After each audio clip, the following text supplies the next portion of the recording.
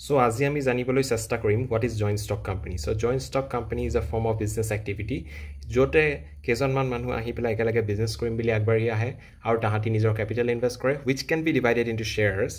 আৰু হেতু লাৰ্জ স্কেলত কৰিম বুলি যেতিয়া কৰে হেতু কয় জয়েন্ট ষ্টক কোম্পানী ঠিক আছে জয়েন্ট ষ্টক কোম্পানী এটা ডেফিনেশন আছে যেটো মই আপোনালোকৰ লগত শেয়াৰ কৰি দিম ইয়াত নেক্সট স্ক্ৰিনখনত নেক্সট স্লাইডখনত এতিয়া প্ৰথমতে এটো কথা আৰু এটা কথা জানিব লাগিব যে joint stock company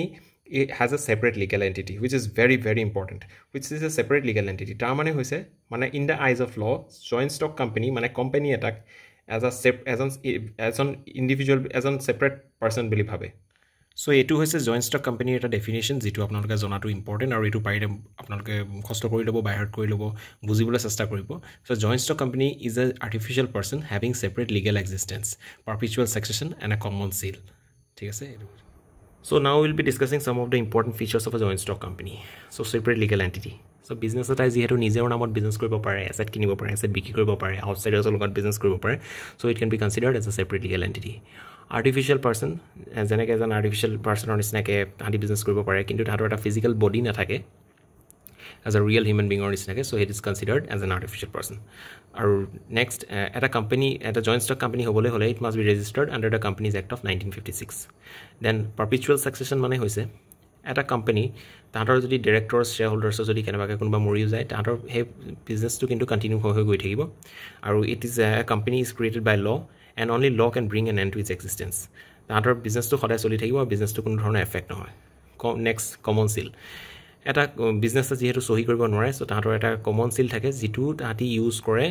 as a form of signature আৰু যতে তাহাঁতৰ নিজৰ নাম লিখা থাকে আৰু যেতিয়া তাহাঁতৰ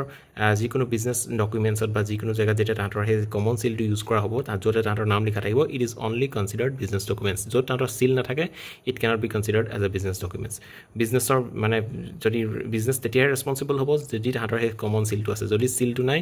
you cannot be said that তাৰপিছত আছে transferability of shares আজি যদি মোৰ শেয়াৰছ আছে হে শেয়াৰছ কিনি ইজিলি ট্ৰান্সফাৰ কৰিব পৰা যায় কিন্তু যদি প্ৰাইভেট সেক্টৰ কোম্পানীজত যদি মোৰ প্ৰাইভেট লিমিটেড কোম্পানীজত যদি শেয়াৰছ থাকে হেতু অকমান ইজিলি ট্ৰান্সফাৰ কৰিব পৰা না যায় তাৰপিছত সেপাৰেশন অফ ওনাৰশিপ এণ্ড কন্ট্ৰোল এতিয়া কথাটো এনেকুৱা হয় এটা কোম্পানী ওন কৰে শেয়াৰহোল্ডাৰ্ছে এটা শেয়াৰহোল্ডাৰ্ছ খিনিয়ে তাহাঁতি ৰিপ্ৰেজেন্টেটিভস ৰাখে যোনখিনি কোৱা হয় ডাইৰেক্টৰছ অফ দ্য কোম্পানী হে ডাইৰেক্টৰছ খিনিয়ে আকৌ কি কৰে তাহাঁতৰ বিজনেছৰ যিখিনি এক্টিভিটিজ আছে যিখিনি অপাৰেশনছ থাকে হে অপাৰেশনছ খিনি মানে এক্টিভিটিজ খিনি কৰিবৰ কাৰণে তাহাঁতি কিছুমান প্ৰফেশনাল এক্সপাৰ্টছ অফ হায়াৰ কৰে হেতুকে কোৱা হয় যে সেপাৰেশন অফ ওনাৰশিপ এণ্ড কন্ট্ৰোল ওনাৰশিপ কোনবা বেলেগে কৰে কিন্তু কন্ট্ৰোল কোনবা বেলেগে কৰে সো মানে it's known as separation of ownership and control limited liability এটা লিমিটেড লায়াবিলিটি মানে হৈছে এতিয়া ইয়াতে যোনজন মানুহে যিমান ইনভেস্ট কৰিব তাৰ হিমানটোৱে লায়াবিলিটি থাকিব ফৰ এক্সাম্পল আজি যদি কোনোবাজন মানে 10000 টা শেয়াৰ কিনিছে 10 টকাকে তেতিয়া হলে তাৰ 1 লাখ টকায়ে তাৰ লায়াবিলিটি হ'ব তাতকে বেছি নহয় সো হেতুৱে বুজাবলৈ কৈছে লিমিটেড লায়াবিলিটি বুলি ক'লে আপোনালোকে যেতিয়া লং এনসাৰ্স লিখিব এক্সামত সদায় চাব যে এডভান্টেজেস ডিসএডভান্টেজেস বা ফিচাৰ্স বা ক্যাৰেক্টাৰিষ্টিক্স এনেকুৱা ধৰণৰ এনসাৰ্স বিলাক খুজিলে কোৱেশ্চনছ লিখিবলৈ আহিলে আপুনি সদায় চাব যে এনেকুৱা ধৰণৰ এটা ডায়াগ্ৰাম আপুনি আঁকি দিয়ে ডায়াগ্ৰাম লিখিলে দেখিবলৈ এট্ৰাক্টিভ হয় আপোনাৰ কি বুজাইছে আপুনি এনসাৰ্সত হেতু বুজিবলৈ ইজি হয় so make sure that you use a diagram like this okay